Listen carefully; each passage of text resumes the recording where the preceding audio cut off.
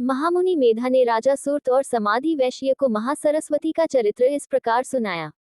प्राचीन काल में शुंभ और निशुंभ नामक दो परम पराक्रमी दैत्य उत्पन्न हुए थे। तीनों लोकों में उनका भय व्याप्त हो गया था। उनके अत्याचारों से प्रजा त्राही त्राही कर रही थी। उन दोनों भाइयों ने इंद्र के राज्य को तो हथिया ही लिया था, यज्ञ भाग का भी अपहरण कर लिया था। सूर्य, चंद्र, कुबेर, यम और वरुण के अधिकार भी छीन लिए थे तथा देवताओं को अपमानित कर स्वर्ग से निकाल दिया था। तब देवताओं ने मां भगवती की शरण ली। हिमालय पर जाकर उन्होंने रूंधे कंठ से भगवती की स्तुति की। उनकी स्तुति से पार्वती देवी प्रसन्न हो गईं और बोली, आप लोग किसकी स्तुति कर रहे हैं? इसी बीच उनके शरीर से सुंदर कुमारी प्रकट हो गईं। वे बोली, माँ, ये लोग मेरी ही प्रार्थना कर रहे हैं। ये शुंभ और निशुंभ दैत्यों से अतिशय प्रताड़ित और अपमानित हैं, अतः अपनी रक्षा चाह रहे हैं। पार्वती के शरीर कोश से वे कुमारी निकली थी, इसलिए उनका नाम कौशिकी पड़ गया। ये ही शुंभ और निशुंभ का नाश करने वाली महासरस्वती हैं। इन्हीं के अन्य नाम उग्रतारा और महेंद्रतारा भी हैं। माता पार्वती के शरीर से उत्पन्न होने के कारण उनका नाम मातंगी भी है। उन्होंने समग्र देवताओं से प्यार भरे शब्दों में कहा, आप लोग निर्भय हो जाओ, मैं स्वतंत्र हूँ, अतः किसी का सहारा लिए बिना ही आप लोगों का कार्य कर दूंगी। आप लोग अब निश्चिंत हो जाइए। इतना कहकर देवी अंतर्धान हो गईं। एक दिन शुंभ और निशुंभ के विश्वस्त सेवक चंड और मुंड ने कुमारी देवी को देखा। इतनी सुंदरता उन्होंने इसके पहले कभी नहीं देखी थी। वे मोहित और आनंद के कारण चेतनाहीन हो गए। चेतना आने पर उन्होंने शुंभ और निशुंभ से कहा, महाराज, हम दोनों ने एक कुमारी को देखा है। वह सिंह पर सवारी करती है और अकेले रहती है। उसमें इतना अधिक सौंदर्य है जो आज तक कहीं नहीं देखा गया। वह तो नारी रत्न ही है। ये सुनकर शुंभ ने सुग्रीव नामक असुर को दूत बनाकर देवी के पास भेजा। वह कुशल संदेशवाहक था। देवी के पास पहुंचकर उसने कहा, देवी, शुंभासुर का नाम विश्व में विख्यात है। उन्हें कौन नहीं जानता। संपूर्ण विश्व आज उनके चरणों में है। उन्होंने जो संदेश भेजा है उसे आप सुनाने का कष्ट करें। देवी के ऐसा कहने पर उस दूत ने कहा, उनका संदेश है कि मैं जानता हूँ कि तुम नारियों में रत्न हो और मैं रत्नों की खोज में ही रहता हूँ। इसलिए तुम मुझे या मेरे भाई को अपना पति बना लो। देवी बोली, दूत, तुम्हारा कथन सत्य है, किंतु विवाह के संबंध में मेरी एक प्रतिज्ञा है। पहले उसे तुम सुन लो। युद्ध में जो मुझे जीत ले, जो मेरे अभिमान को चूर कर दे, उसी को मैं अपन पति बनाऊंगी। तुम मेरी इस प्रतिज्ञा को उन्हें सुना दो, फिर इस विषय में वे जैसा उचित समझें करें। अच्छा तो ये होगा कि वे स्वयं यहाँ पधारें और मुझे जीत कर मेरा पानी ग्रहण कर लें। सुग्रीव ने कहा, देवी, मालूम पड़ता है तुम्हारा गर्व तुम्हारी बुद्धि पर आरूढ़ हो गया है। भला जिससे इंद्र आदि संपूर्ण देवता हार गए, दानव मानव नाग हार गए, उससे तुम सुकुमारी अकेले कैसे लड़ सकोगी? जरा बुद्धि पर बल देकर सोचो। मैं तुम्हारी हित की बात कह रहा हूँ। तुम मेरे साथ चली चलो, अपना अपमान मत कराओ। देवी ने कहा, दूत, तुमने अपनी समझ से मेरे हित की बात कही है, परंतु इस बात पर भी तो विचार करो कि प्रतिज्ञा कैसे तोड़ी जाए। यद्यपि यह प्रतिज्ञा मैंने बिना सोचे समझे की है, तथापि दूत, प्रतिज्ञा प्रतिज्ञा होती है। अतः तुम लौट जाओ और आदरपूर्वक मेरा संदेश उन्हें सुना दो। असुर सुग्रीव देवी की वक्तृत्व शक्ति से अत्यंत विस्मय में पड़ गया, अतः छोटे मुंह बड़ी बात समझकर उसे क्रोध हो आया और लौटकर उसने दैत्यराज से सब बातें कह सुनाई। दैत्यराज तो क्रोध का पुतला था ही, अतः वह देवी का संदेश सुनकर एड़ी से चोटी तक क्रोध के मारे कांप उठा और सेनापति से बोला, धूम्रलोचन, तुम शीघ्र जाओ और उस दुष्ट कन्या के केश पकड़कर घसीटते हुए यहाँ ले आओ। वह संसार में रहकर मेरा गौरव नहीं जानती, उसका यही दंड है। मालूम पड़ता है वह देवताओं पर भरोसा कर बैठी है, अतः उसको मार पीट कर घसीट कर लाओ। धूम्रलोचन का वध। धूम्रलोचन 60,000 सेना के साथ वहां पहुंचा और सुकुमार रंगों वाली उस कुमारी को देखकर उसके बचपने से चिढ़कर बोला, अरे शुंभ के पास प्रसन्न मन से चली चल, नहीं तो मैं तेरे केश पकड़कर घसीट कर ले जाऊंगा, फिर आगे क्षमा न करूंगा। देवी बोली, सेनापति, तुम बलवान हो, तुम्हारे पास सेना भी है, यदि तुम बलपूर्वक ले जाओगे तो मैं क्या कर सकती हूँ। धूम्रलोचन आग बबूला होकर झपटा, किंतु देवी के हुंकारते ही वह जलकर भस्म हो गया। देवी के सिंह ने उसकी संपूर्ण सेना का सफाया कर डाला। चंड और मुंड का वध। ये समाचार पाकर दैत्यराज की क्रोधाग्नि भभक उठी और गुस्से से उसने चंड और मुंड को देवी को लाने के लिए भेजा। वहां पहुंचकर उन दैत्यों ने देवी को मुस्कुराते हुए पाया, जिसके बाद उन सब ने देवी के ऊपर चारों ओर से आक्रमण कर दिया गया। ये देखकर भयंकर क्रोध के कारण भगवती का रंग काला हो गया और उनकी भृकुटी से महाकाली प्रकट हो गई। वे चीते के चर्म की साड़ी और नरमुंडों की माला पहने हुई थी। उनका शरीर हड्डियों का ढांचा मात्र था। इस तरह वे बहुत ही भयानक दिख रही थी। उन्हें देखकर दैत्यों के रोंगटे खड़े हो गए। देवी सभी दैत्यों पर टूट पड़ी, जिसके बाद दैत्य सेना में भगदड़ मच गई। वे घोड़ा हाथी सहित योद्धाओं का संहार करने लगी, सभी अस्त्र शस्त्रों को चबाने लगी तथा तलवार की एक चोट से सेना की पंक्तियों का सफाया करने लगी। इस प्रकार क्षणभर में सारी सेना समाप्त हो गई। उसके बाद उन्होंने चंड को तलवार के एक ही आघात से काट गिराया। मुंड भी उनके रोष का शिकार हुआ। शेष सेना ये सब देख भय से भाग खड़ी हुई। तत्पश्चात महाकाली चंड और मुंड के कटे मस्तक को हाथ में लेकर भगवती के पास आई और विकट अट्टहास करती हुई बोली, चंड मुंड को तो मैंने मार गिराया, अब शुंभ निशुंभ का वध तुम करोगी। भगवती ने कहा, तुमने चंड और मुंड का संहार किया है, अतः तुम्हारा नाम चामुंडा होगा। चंड और मुंड के मारे जाने पर शुंभ के क्रोध का ठिकाना न रहा।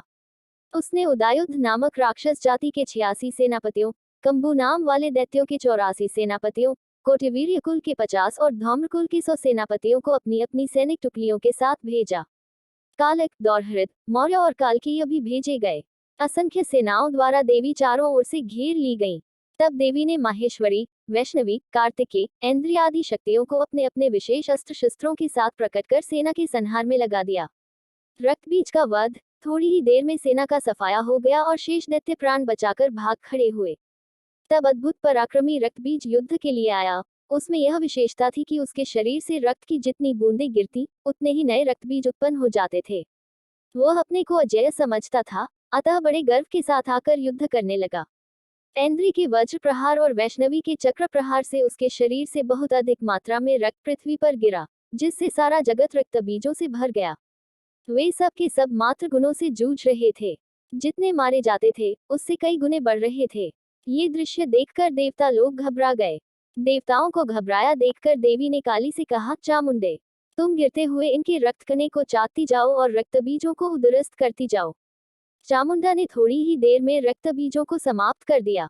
अंत में देवी ने रक्तबीजों को मारा और चामुंडा ने उसके सारे रक्त को पृथ्वी पर गिरने से पहले ही मुख में डाल लिया। काली के मुंह में भी बहुत से रक्तबीज उत्पन्न हुए, परंतु मां सबको चबा गईं। इस तरह उस दुष्ट की सारी क्रियाएं व्यर्थ सिद्ध हुई और वह मारा गया। इधर मातृगणों का उद्धत नृत्य होने लगा। शुंभ और निशुंभ का वध। निशुंभ ये दृश्य देखकर क्रोध से तिलमिला उठा। मातृगणों से युद्ध करते हुए उसने देवी को अपना लक्ष्य बनाया। शुंभ ने भी निशुंभ का साथ दिया और दोनों मिलकर देवी पर चढ़ाए। निशुंभ ने तीक्ष्ण तलवार से देवी के वाहन सिंह के मस्तक पर प्रहार किया। देवी ने क्षुरप्र से उसकी तलवार और ढाल को काट दिया। इसके बाद निशुंभ ने शूल, गदा और शक्ति नामक हथियार चलाए, किंतु देवी ने सबको काट गिराया। अंत में निशुंभ फरसा लेकर देवी की ओर दौड़ा, जिसके बाद देवी ने बाणों से मारकर उसे धराशायी कर दिया। भाई को गिरते देख शुंभ क्रोध से विह्वल हो गया। उसने अपने 8 हाथों में 8 दिव्यास्त्र लेकर देवी पर आक्रमण किया। देवी ने शंख और घंटा बजाया, जिसके शब्दों ने दैत्यों के तेज को हर लिया। देवी के सिंह की दहाड़ भी दैत्यों को दहला रही थी। उधर महाकाली ने आकाश में उछलकर पृथ्वी पर दोनों हाथों से चोट की, जिससे इतना भयानक शब्द हुआ कि दैत्य थर्रा उठे। शिवदूती ने घोर अट्टहास करके उस शब्द को और भी भयावना बना दिया। शुंभ इन कार्यकलापों से और क्षुब्ध हो उठा। उसने पूरी शक्ति लगाकर देवी पर शक्ति से प्रहार किया, जिसको देवी ने उसे उल्का से शांत कर दिया। पुनः देवी के चलाए बाणों को शुंभ ने और शुंभ के चलाए बाणों को देवी ने टुकड़े टुकड़े कर दिए। तदुपरांत देवी ने एक प्रचंड शूल से शुंभ पर आघात किया, जिससे वह मूर्छित होकर गिर पड़ा। इस बीच निशुंभ होश में आ चुका था। उसने 10,000 हाथ उत्पन्न कर उनसे एक साथ 10,000 चक्र चलाए। उस समय देवी चक्रों से ढक सी गईं। क्षण मात्र में ही उन्होंने सभी चक्रों को बाणों से काटकर धूल में मिला दिया। इसी तरह उसकी गदाएं और तलवारें भी काट डाली गईं, जिसके बाद निशुंभ ने शूल लेकर देवी पर धावा बोल दिया। देवी ने झट अपने शूल से उसे बींध दिया और वह पछाड़ खाकर पृथ्वी पर गिर पड़ा। शीघ्र ही उसकी छाती से दूसरा महाकाय दैत्य खड़ी रह कहते हुए निकला। देवी ठहाका मारकर हंस पड़ी और तलवार के एक ही वार से उसके 2 टुकड़े कर दिए। निशुंभ के मरने से शुंभ को महान दुख हुआ, क्योंकि वह उसका प्राण से भी बढ़कर प्यारा भाई था। तत्पश्चात वह अत्यंत कुपित होकर बोला, तू घमंड मत कर, तेरा अपना कोई बल नहीं है, तूने तो दूसरों का सहारा ले रखा है। जगदम्बा ने कहा, मैं तो एक ही हूँ, मुझसे भिन्न दूसरी कौन है? ये जो और दिखाई दे रही हैं, वे मेरी ही भिन्न भिन्न शक्तियां हैं। देखो, मैं अपनी शक्तियों को समेट रही हूँ। इसके बाद सब शक्तियां भगवती में लीन हो गईं। उस समय केवल देवी ही रही गई। तदनंतर पुनः दोनों में युद्ध प्रारंभ हो गया। शुंभ ने बहुत से अस्त्र शस्त्र चलाए, किंतु उन्हें खेल खेल में ही देवी ने नष्ट कर दिया। देवी के द्वारा छोड़े गए अस्त्रों को शुंभ ने भी काट डाला और फिर उसने भी बाणों की झड़ी लगा दी। देवी ने उन्हें काटकर उसके धनुष को भी काट दिया। तब वह शक्ति लेकर दौड़ा। भगवती ने उसकी शक्ति को भी नष्ट कर दिया। पुनः वह ढाल और तलवार लेकर दौड़ा। देवी ने बाणों से उन दोनों के टुकड़े टुकड़े कर दिए और उसके घोड़े और रथ को भी ध्वस्त कर दिया। अब उसने मुगदर लेकर धावा किया। देवी ने झट मुगदर को काटकर चूर चूर कर दिया। तब शुंभ ने झपट कर देवी की छाती में मुक्का मारा, जिसके बदले में देवी ने भी उसे ऐसा थपेड़ा जमाया कि वह भूतल पर जा गिरा। थोड़ी देर बाद वह फिर झपटटा मारकर देवी को आकाश में उठा ले गया, जहां दोनों निराधार आकाश में ही लड़ने लगे। अंत में देवी ने शुंभ को पकड़कर चारों ओर घुमाकर बड़े वेग से पृथ्वी पर पटक दिया। वह पुनः उठकर देवी को मारने दौड़ा, लेकिन तब देवी ने शूल से ऐसा वार कर दिया कि उसके आघात से उसके प्राण पखेरु उड़ गए। उसके मरते ही चारों ओर प्रसन्नता छा गई। पहले जो उत्पात सूचक उल्कापात आदि हो रहे थे, वे सब शांत हो गए। देवगण हर्षित होकर पुष्प वृष्टि करने लगे, गंधर्व बाजा बजाने लगे और अप्सराएं नाचने लगी। मेधा मुनि ने राजा सुरत और समाधि वैश्य को शक्ति के अवतार के ये 3 चरित्र सुनाए तथा अंत में बतलाया कि वे देवी नित्य, आज, अमर और व्यापक हैं, फिर भी अवतार लेकर विश्व का त्राण करती रहती हैं तथा विश्व को मोहित भी करती हैं, किंतु पूजा करने पर धन, पुत्र, बुद्धि देती हैं और मोह को दूर करती हैं। तुम दोनों उन्हीं की शरण में जाओ। तब दोनों ने मुनि को प्रणाम किया और वे तपस्या के लिए तत्पर हो गए। एक नदी के तट पर जाकर दोनों महानुभावों ने भगवती के दर्शनार्थ तपस्या प्रारंभ कर दी। साथ ही मिट्टी की मूर्ति बनाकर वे षोडशोपचार पूजा भी करने लगे। वे पहले भोजन की मात्रा कम करते गए, फिर निराहार रहकर ही आराधना करने लगे। 3 वर्षों के बाद भगवती ने दर्शन दिया और उन्हें मुंह मांगा वरदान प्रदान किया। उसके प्रभाव से सुरत ने अपना राज्य प्राप्त किया और मरणोपरांत यही सावर्णी मनु हुए। वैश्य महोदय को ज्ञान प्राप्त हुआ, जिससे उनकी मुक्ति हो गई।